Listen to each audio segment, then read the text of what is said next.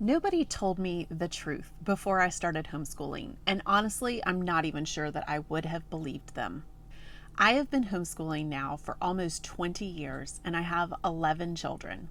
And I am here to tell you, as a public service, that I have most likely made every single homeschool mistake that could possibly be made. I've locked myself in the bathroom and asked myself if I could really do this. I've questioned my own sanity. I have looked at a pile of unused curriculum in March and just determined that I would get to it next year.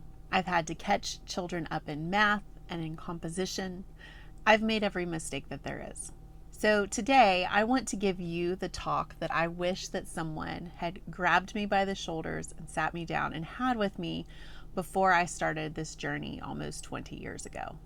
The honest one, not the one where everything works out perfectly and is overly romanticized.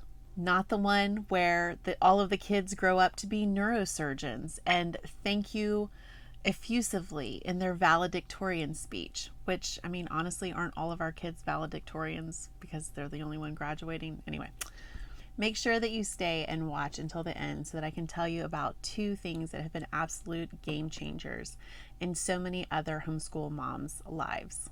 The homeschool checklist protocol is helping moms finally get all of the school things done every day.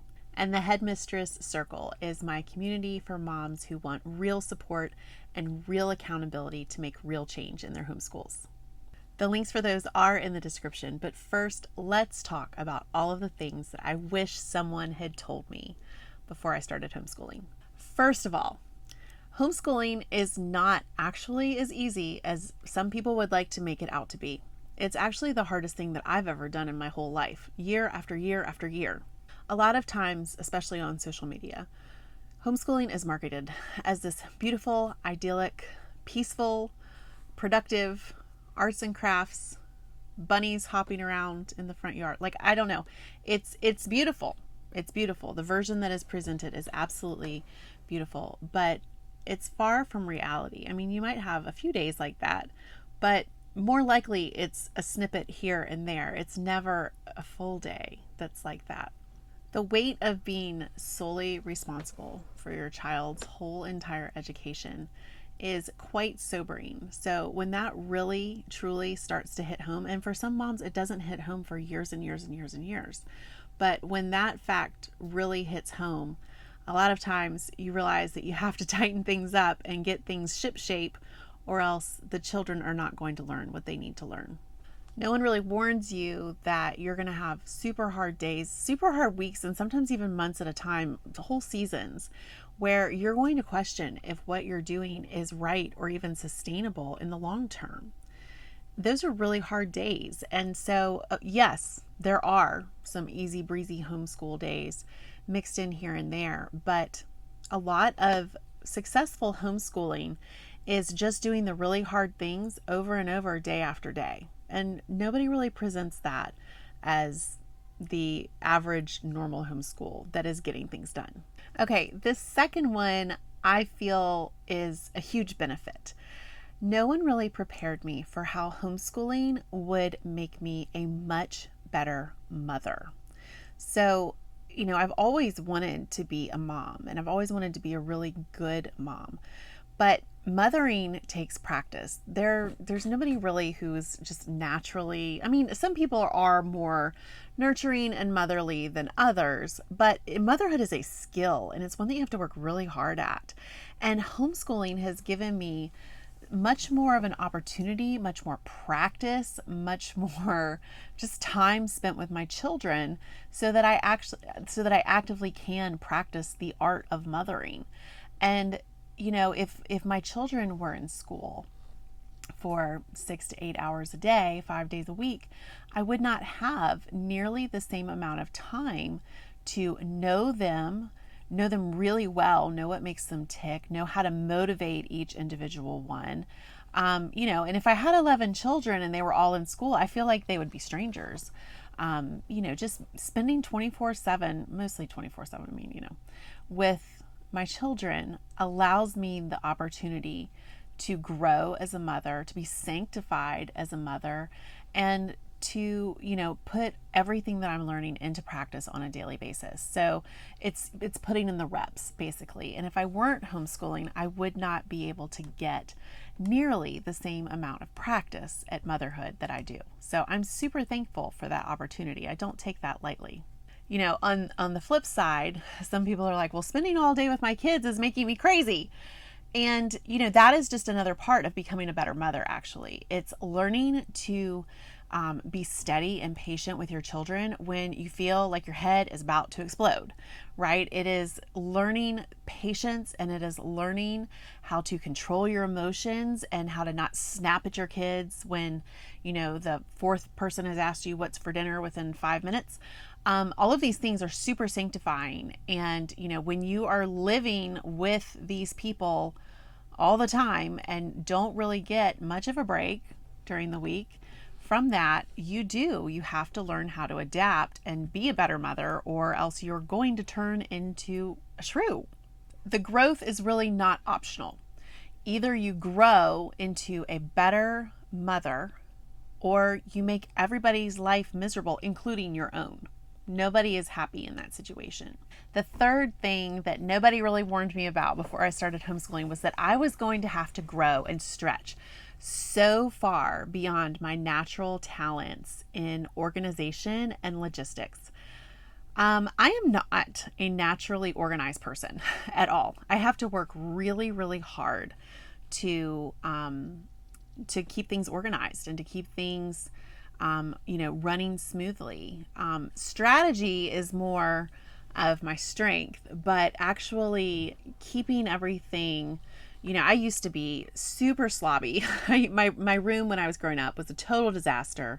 My first few years as a young married mother, I struggled really, really hard keeping the house in order, and homeschooling requires a lot of organization and a lot of keeping track of all of the little pieces. I can't tell you how many tubs of counting bears I've had to buy because they just all disappear. So becoming more intentional and becoming more organized, out of an absolute need in order to run a homeschool has been, surprising to me. I'm honestly surprised 20 years into this that I am as organized as I am. 20 years ago, if you had told me that my organization would look like it does today, I wouldn't have thought that was possible. But it has, I have slowly grown in this area. And, because I just keep trying, because I know this is important. This is super important. I've got to be able to keep track of these things. So, but it doesn't come naturally to me. So I'm surprised at how far I've been able to come. And there is definitely still room for improvement. This is something that I'm constantly trying to get better at. The fourth thing that is honestly shocking to me is that even though I've been doing this now for almost 20 years, like I've said, there are some days where I still feel out of my depths and I don't know what is the best thing to do. And in those situations, I'm so thankful that I have older, more experienced friends who have graduated more children than I have, who have dealt with, different learning disabilities or, different struggles. I'm so glad that I have women that I can call on to help guide me through this, because, you would think after 20 years, you've certainly, and 11 children, certainly you have encountered everything that you could possibly, well, no, that's not true. So I am surprised that there are still days that I feel out of my depths and I have to phone a friend because, there's no point in trying to figure it out on your own if you have wise and capable friends that can guide you. So I'm very thankful for them. Okay, so the fifth thing that I want to talk about is that homeschooling is really like a muscle. The more you strategically work on strengthening the skills that are involved in homeschooling, the stronger you'll get, the better you will get at it. Homeschooling, I've always said, homeschooling never gets easier. We as homeschooling mothers just get stronger. And that is so true. As long as you are working at getting better at it and getting stronger. And again, this is a long game. This takes years and years and years, and you have to focus on getting a little bit better every month. But if we are not working strategically to get better, then the muscle atrophies, right? And I feel like the same thing happens with homeschools. They can become stagnant, and you can end up not really accomplishing a whole lot if you are not continually working to improve your teaching methods, if you're not continually trying to improve in the organization like we were just talking about. That muscle needs to be exercised regularly. So we should always be striving to do a little bit better. I've always been the kind of person who likes to just wing it, fly by the seat of my pants, be spontaneous. But with homeschooling, you definitely hit a ceiling very quickly when you approach it that way. The most successful homeschools that I have seen are the ones that are intentional and that are proactive and that are pushing forward in a systematic way, not the ones that are just winging it. And sometimes we have to just wing it, but that shouldn't be the norm. It shouldn't be the default. Okay, this next one is tough, and I want you to hear me clearly. Homeschooling in and of itself is not going to save your children. Now, I'm not talking about religious salvation here. I'm talking more about it's not going to save your child's education, and it's not going to keep your child from rebelling. So please understand the difference. And it's not gonna provide your child's eternal salvation either. Like, just so we're clear, it's just I'm not addressing that point right now. So just because you are educating under the umbrella of homeschooling does not automatically mean that your child is going to receive a superior education to if you had sent the child obviously to private school, but even public school. Just because what you're doing, you're labeling as homeschooling, does not mean that you're automatically going to get better results. You actually have to do the work of homeschooling, and that comes in many, many, many different forms. Okay, I'm not saying that you have to be a Charlotte Mason homeschooler. I'm not saying that you have to use a Becca. I'm not saying that you have to use Memoria Press or be a classical educator or use classical conversations.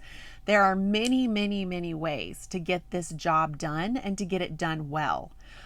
But you do need to treat it like a job, like a vocation. That's why I call my business vocational homeschooling, because this is a calling and we have to take it seriously if we want to have good results. So just doing it is not enough. You have to have a plan, and you have to be working that plan. You can't just say, oh, well, we're going to let Susie decide what she wants to learn about this year, and we're going to follow her interests, and then expect that to turn out really well. Now, of course, it's fine to allow Susie to do additional research on whatever interests her, but the basics, the core subjects always need to be pursued regularly and with intention. Okay, the seventh thing that I want to touch on is that your relationship with your children is important for how your homeschool runs, but maybe not in the way that you're thinking. So in order for you to be an effective teacher, your children need to respect your authority. This is not very popular to talk about these days, but if you cannot get your children to do what you are telling them to do, you're not going to be able to teach them anything. They have to respect your authority. If you're struggling in this area, this is where I recommend that you really start and focus your energy on getting your children to obey.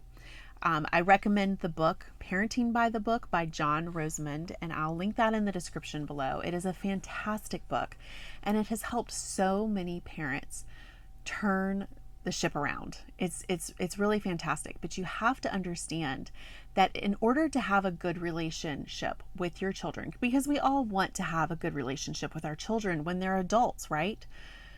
It starts with respect. You cannot expect to have that good relationship one day when your children have left the home and are adults if they did not respect you when they were younger. And that is just so important. So a lot of times you'll hear some people saying, oh, we're working on the relationship before we work on the school. And it's like, well, yes, but you're probably working on the wrong type of relationship. Respect is what you should be working on. And that comes with parental consistency. It does come with consequences. So check out that book if you're struggling, because that alone will really, really help your homeschool day to run so much more smoothly if you're not constantly fighting your kids to get them to do their work. Okay, the eighth thing that just totally shocked me was that the idea that I had in my head of what homeschool was going to look like did not in any way, shape, or form resemble the reality of what my homeschool looked like. I remember I had a book that I got early on when I was homeschooling. It was called Teaching the Trivium. It was a book about classical education. It was absolutely lovely book. And I believe one of the author's daughters did the artwork for this book, and there were beautiful paintings, and just, it was so idyllic.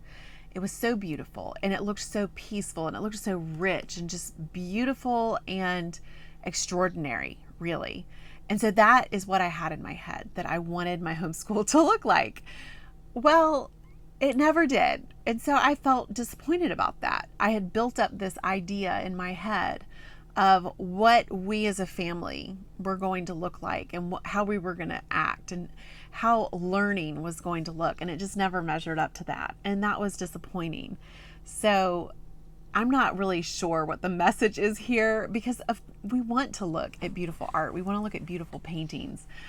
They're inspirational, but maybe don't get so attached to that idea, and embrace the world and the family that you've been given instead, because that helps so much with contentment. Okay, the last thing that I learned as a homeschool mom of 20 years is that nothing will expose your character weaknesses quicker or more thoroughly than homeschooling. It really, truly is one of the most effective sanctifying tools that the Lord uses. Now, this can either be a really good thing if you are committed to being sanctified, or it can be kind of devastating. You may never realize how little patience you have with your family until you're homeschooling, and you've told your child for the 5th time that he needs to sit down and do his math, right? That's sanctifying. Homeschooling just has a special way of zeroing in on your weaknesses and making sure that they have been made known to everyone. It's hard to hide from these weaknesses. If you are disorganized, it is going to become a crisis in your homeschool. If you are impatient, you will be met with instances that will try your patience, probably even hourly. So the question here really is not whether or not your weaknesses will show up. The question is, what are you going to do about it? Okay, so that is the honest list. It's not the pretty one, it's the honest one. So if any of this resonated with you, I would strongly suggest that you check out the Homeschool Checklist Protocol if you need some help getting your homeschool running smoothly, effectively, in an organized fashion. You can check out the link for that in the description below.